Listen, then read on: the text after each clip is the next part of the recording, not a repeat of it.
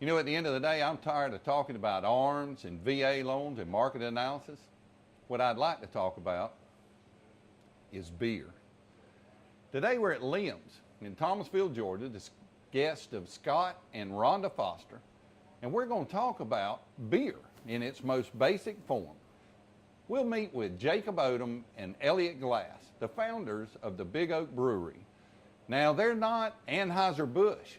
Matter of fact, they're the polar opposite.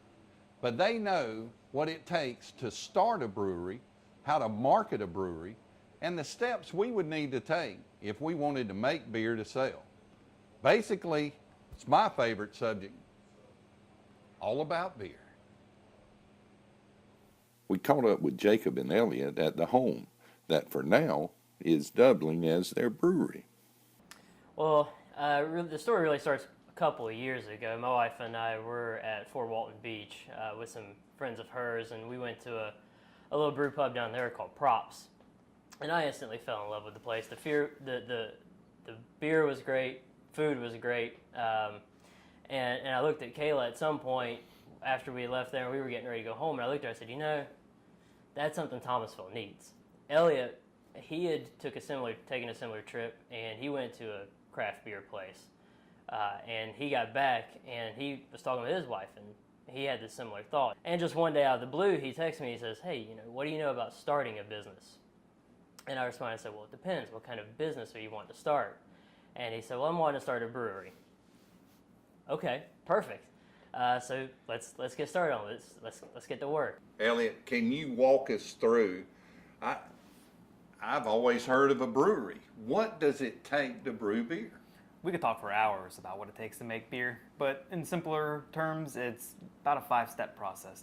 You start out with a mash tun, is where you put your malts with some hot water. The hot water pulls the sugars out of the malts. From there, you'll sparge. That just means to wash the grains. You'll take the water that comes off of that with the sugar. It is now called wort. You'll boil it for an hour to an hour and a half.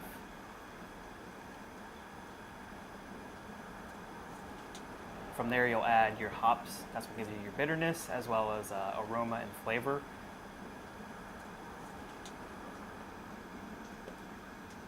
From the boil kettle, we'll chill it down.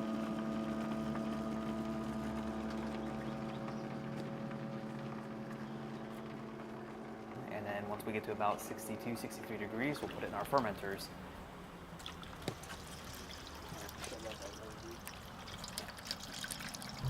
Once it's in the fermenters, we'll add the yeast. The yeast takes about a week to ferment the beer. Sometimes it could take a little bit longer, depending on how much alcohol is in there. And then from there, we'll keg it. And then once it's in the keg, we'll carbonate it, and it's ready to serve in about 3 days. So the total amount of time is usually 3 weeks to a month. Elliot and Jacob have been brewing beer for just over a year, and in that short time, they've become more than a homebrew operation. Now they want to take Big Oak to the next level, to make it a true microbrewery and a business. That is no small task. But where we're trying to take this long term is we want to be a commercially viable business. And so we're looking at a 15-barrel setup, which a 15-barrel setup will produce 15 barrels of beer at a time, 31 gallons to a barrel. So you can do the math, well over 450 gallons of beer you're producing at a time. And so with that size with the setup, we're trying to look at around 3,000 barrel per year production. But the biggest hurdle to it is that typically before you can start getting your license, you have to meet a couple of criteria. And the two biggest ones are you have to have your location leased or bought. So you have to have a contract ready to show them that we have a location. Can't be residential. So we can't commercially do this here in a home. So it has to be zoned appropriately for manufacturing. And secondly, you have to have all of your equipment at least on order. You don't have to have it bought and installed yet, but you have to have contacted an equipment manufacturer, have a contract with them that we're going to buy equipment from you. So you have to have it ordered. Which that in and of itself is a huge barrier because depending on the size of equipment you want, you're looking at several $100,000s of investment up front. Of course, once they start brewing all that beer, Elliot and Jacob are going to want to sell it to us beer drinkers. That's where things get complicated. You see, the law says that breweries can't sell directly to bars, restaurants, and liquor stores. To do that, they have to go through a distributor. Now that may work for the big operations like Bush, but for small craft brewers like Big Oak, it's not really feasible.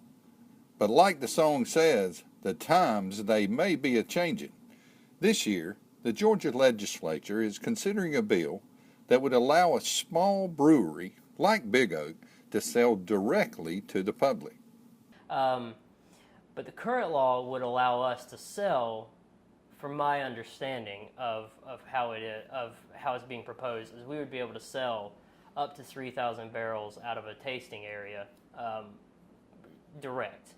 So we can't self-distribute, we can't take kegs across the street or anything like that, but you could walk in and actually buy our beer. At your establishment. Right. Okay. Right. But we wouldn't be able to self-distribute or anything like that, but it would be 3,000 barrels a year, which just happened by coincidence. That's what we were trying to plan to produce anyway. So now we've made the beer and we've got the business plan. How can someone taste the beer, taste the product, before you have it for sale? Well, as you alluded to, we can't sell the product yet. We're not appropriately licensed. We're not even trying to sell it. We want to stay within the regulatory parameters as they are. But so all that we can do right now is just give it away. We've had a private event earlier this month in April that we gave a beer away at. We've got another private event coming up here at the end of the month. We're giving a beer away, and that's all that we can do with it right now. Our loss is your gain, and we're just doing it in hopes that we can find the right opportunities to take us to the next step. Okay, so guys, I'm going to tell you, you found a niche in Thomasville, Georgia. I think it's its own market, and I wish you the best. I think you've got some good opportunities here. So I would like to end with one thing, though. If you ever need to give beer away, I know a guy. You know, Ben Franklin once said that beer is proof that God loves us and wants us to be happy. I'd like to thank our friends at Liam's, Jacob and Elliot at the Big Oak Brewery, and I'd like to thank you for joining us. I'm Charles Renaud, and we'll see you next time at the next Fork in the Road.